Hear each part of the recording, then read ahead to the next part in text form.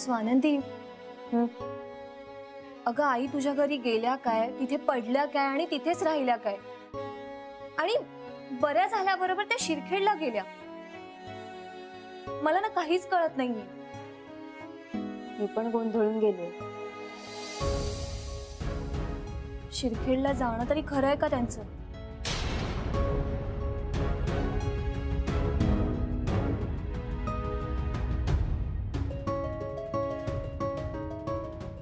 नाही म्हणजे ह्यांना फोन केला होता त्यामुळे खरं असूही शकतं. पण आईंचा काय भरोसा, त्यात बाबांची साथ आहे. ते दोघं मिळून ना काहीही करू शकतात. काय खरं काय खोटं, इतकी वर्ष झाली मला, पण अजून आईंच्या वागण्याचा थांग लागत नाहीये. म्हणूनच तर आईने तुमचे दागिने विकले आणि कळलं सुद्धा नाही. माझे दागिने राहू दे बाजूला. वस्तूपेक्षा माणसांची किंमत जास्त असते. माझे दागिने तर विकून टाकले त्यांनी, पण तुझ्या घरच्या माणसांना राबवायला लागलं त्याचं काय? असं करून काय मिळतं ना त्यांचं त्यांनाच माहित. आपल्या माहेरच्यांना वाटतं जहागीरदारांच्या सुना आहेत, सुखात असतील.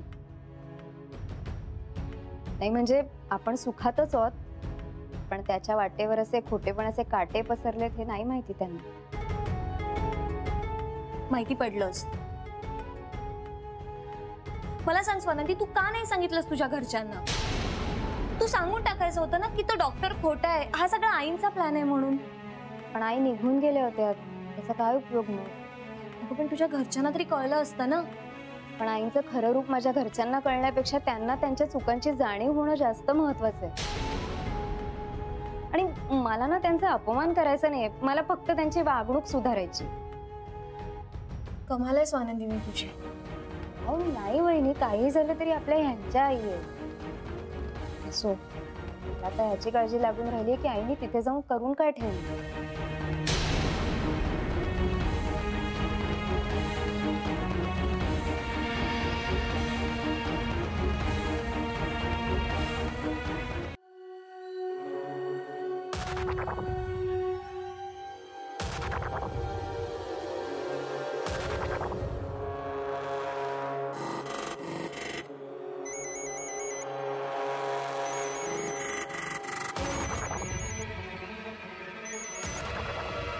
हॅलो, महेंद्र ठाकूर देसाई बोलताय का?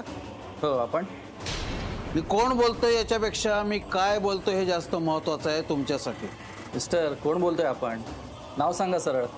मी नाव नाही सांगणार, पण तुमच्या दुकानावर पडणारी रेड मी वाचवू शकतो. त्याच्याकरता मला भेटायचंय तुम्हाला. आता तुम्ही बोला सरळ.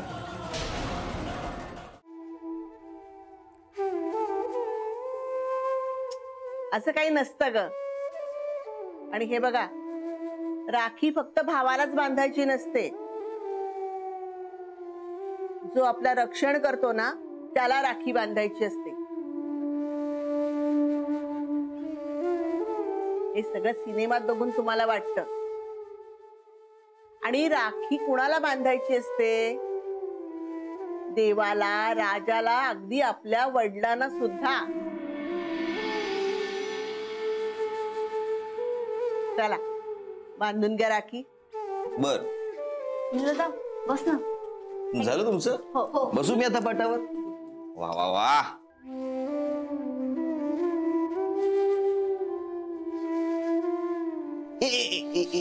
एक मिनिट, पण गडबड झाली. मी गिफ्ट नाही आणलं, तरी बसू? अरे या वर्षी ना तूच आमचं गिफ्ट आहे.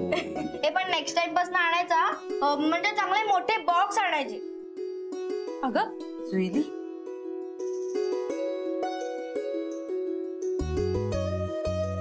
जुईल्या, एवढे मोठे बॉक्स चालतील ना?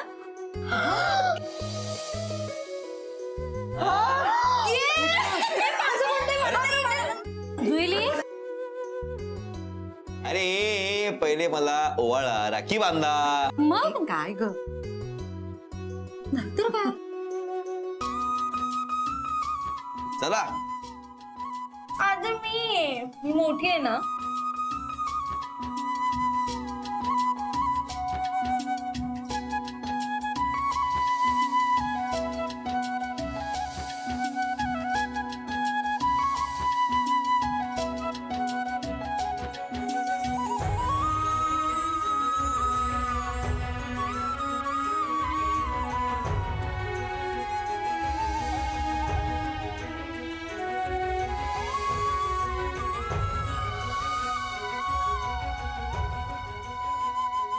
शाबास.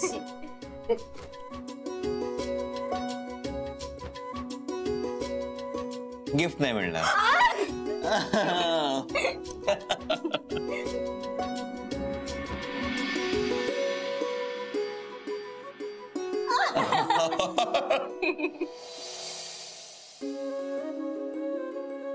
गिफ्ट हवे कशाला? ओके हे घे. काय करतोय? थँक्यू नील दादा, थँक्यू व्हेरी मच. अगं आधी त्यावर काय लिहिलंय हे वाचा.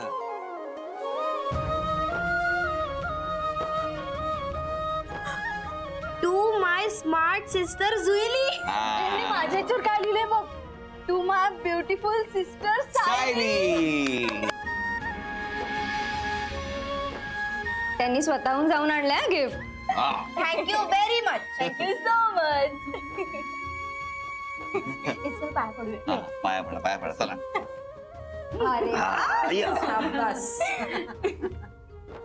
अशाच मोठ्या व्हा पण अशाच इनोसंट राहा.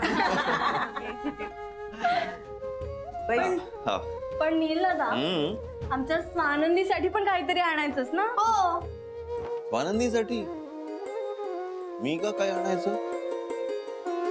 आकाश भाऊ बहिणीसाठी काहीतरी आणतो ना. मग मी कसं काय आणणार स्वानंदीसाठी आज? तिच्यासाठी जो गिफ्ट घेऊन येणार आहे तो ऑलरेडी आलाय. हे काय?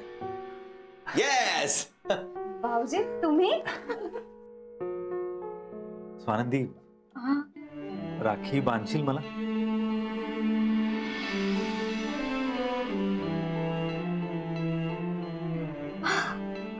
हो म्हणजे काय भाऊजी, किती मस्त सरप्राईज दिलं तुम्ही मला.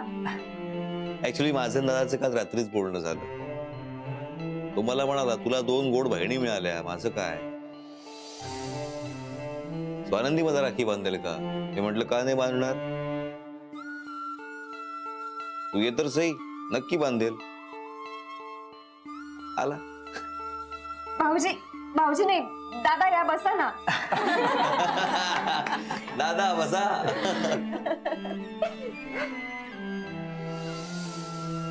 एवढी खुश झाली बघ. हो ना.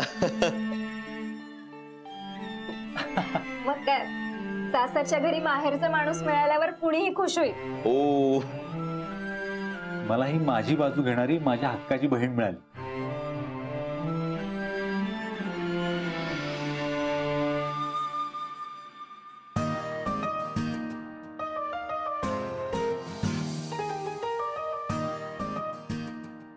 राखी माझ्या हातावर आहे, पण रक्षण मात्र तूच करते. माझं, माझ्या घराचं. आनंदी, मी आजी बोलते ग. हा बोल ना. तुझा अंदाज बरोबर ठरला ग. कुठला अंदाज? तुझी सासू इथं नुसतं आराम करायला नव्हती आली ग. तिनं तिचा डाव साधला. अंजलीकडून 30,000 रुपये घेतले तिनं.